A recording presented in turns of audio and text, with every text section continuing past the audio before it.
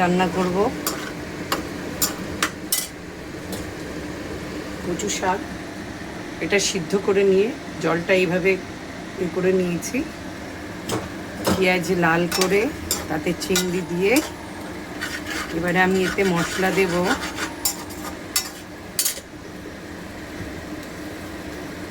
অল্প একটু রসুন,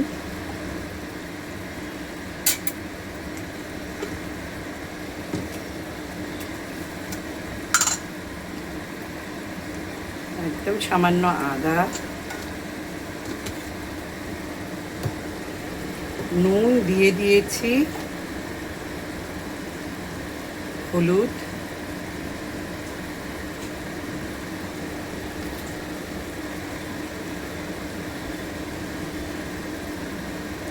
গুঁড়ো লঙ্কা, জিরে,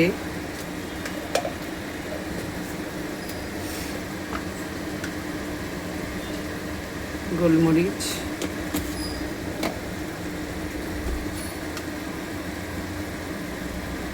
ধনে পাউডার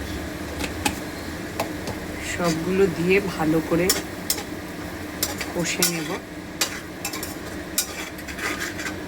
ঠিক আছে, এর মধ্যে আমি দিয়ে দেবো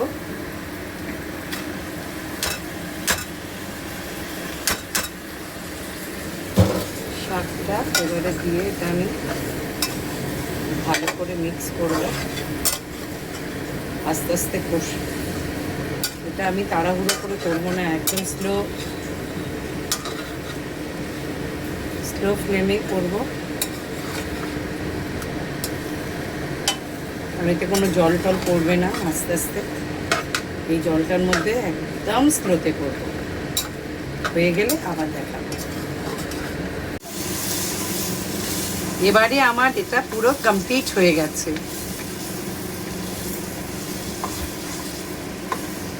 কচু শাকটা পুরো কমপ্লিট হয়ে গেছে। গাইডস দেখে বলবে কেমন হয়েছে। আমি যেভাবে করলাম ওইভাবে রান্না করে একবার খেয়ে দেখবেন, ভালো হয়েছে কিনা সেটা আমাকে জানাবেন।